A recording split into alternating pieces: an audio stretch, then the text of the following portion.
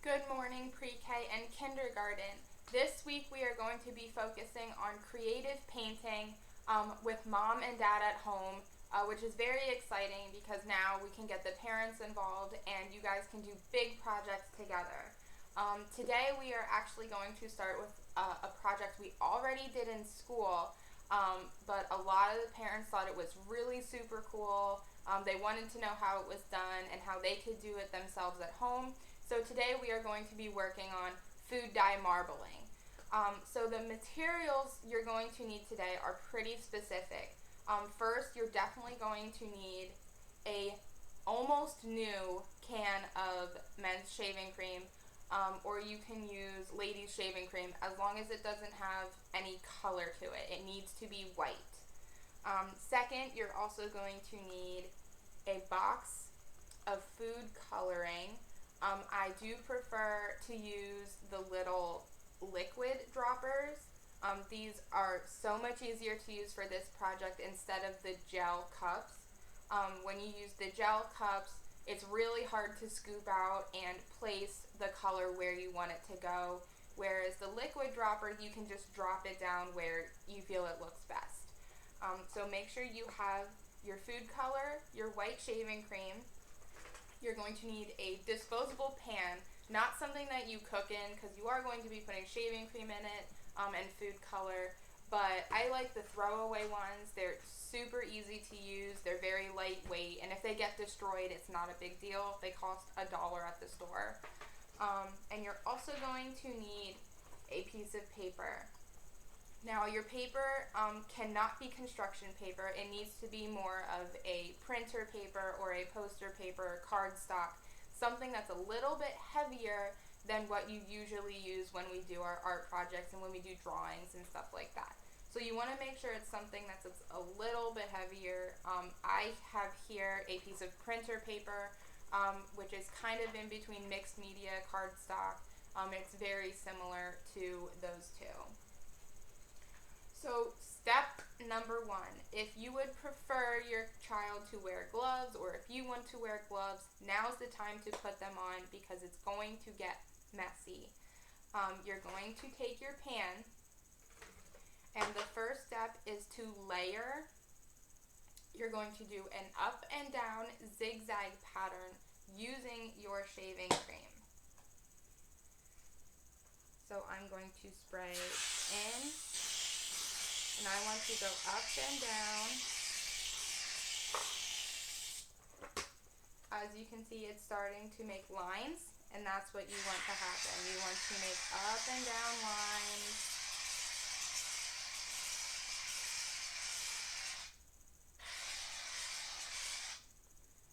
And you want it to poof up in a cloudy pattern. So as you can see, mine is one nice even layer, kind of looks like a layer of icing in there. And you want to make sure that it's not splattery like it got here. You want it to be nice and clean. Nice, clean lines. Your second step is going to be doing your droplets of food color. This is where it gets really super messy, especially when you're using gel food cups versus the liquid ones. Again, I like to use the liquid ones. And when you do your drops, parents, this is important for you. Make sure you're only doing one drop at a time.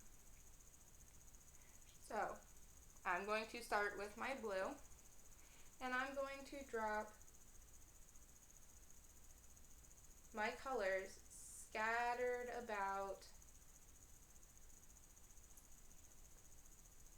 only a couple drops. I did about 5 of my blue.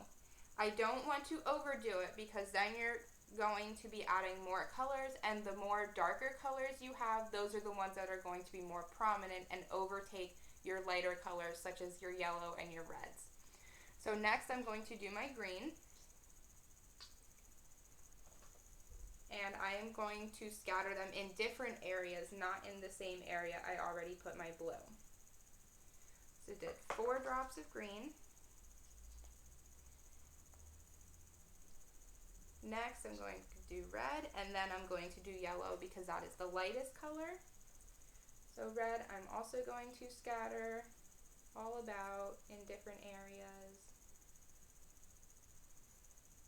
just like so. And last is the yellow. And I'm going to place the yellow in some of the areas I have not put food color yet. Just like so. So now you can see all my little rainbow drops in there, and that's what you want yours to look like. The last step before you print your paper onto it is you're going to need a straw or a throwaway fork or a spoon, something that you can swirl your colors together with. So I'm going to use the end of my paintbrush. And when I swirl my colors together, you don't want to really scrub in there. You are very, very lightly going to drag and swirl your colors together. As you can see, I am not even touching the bottom of the pan. I am simply dragging the shaving cream all around. And we want to aim to create swirl patterns. You don't want to try and swirl the colors together. You want to still see that marbling pattern and that marbling effect.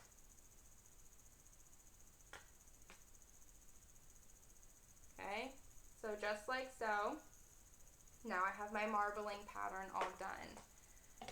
Last, you're going to take your piece of paper and you are very, very lightly going to set it on the top of your pattern in the shaving cream. So I just laid it down, and as you can see, some of it's already starting to come through the paper.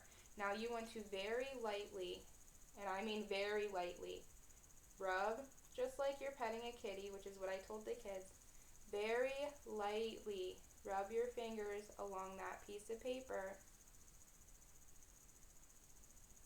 until you see the pattern coming through the paper. The more you see the pattern, the more you definitely know it got onto the paper. So some of the white spots, you might need to press a little bit harder until that color comes through.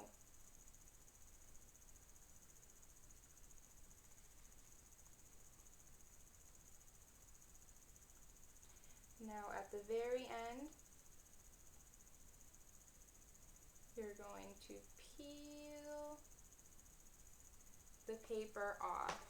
Now parents, this is the part that's for you. You're going to lay it nice and flat on a piece of clean counter space, or you can lay it anywhere that you feel is okay. It needs to be a dry counter space or tabletop, and you are going to take your paper towel, or you can use, if you have a scraper at home, you can use a scraper.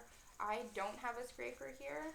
I do have, you can use one of these or a ruler too.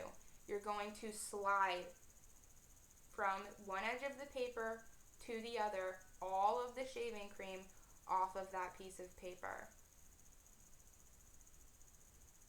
Going to lightly push, since the paper is very wet, lightly push all of the shaving cream off, and then using my paper towel, I'm going to simply wipe the rest off very lightly. Very, very lightly. As I said, the paper gets very wet when you do this project, and you want to make sure that you're not putting holes in the paper. It will dry over time, so once your paper is all complete, you want to leave it on the counter to dry. I, however, will lightly hold mine up so you can see our marble painting, and it is the same on both sides. Super cool, right? Alright guys, well I hope you had fun making marbling art with me today. We are going to do another fun family project tomorrow, so I can't wait to teach you then, and I hope you have a great evening. Bye guys!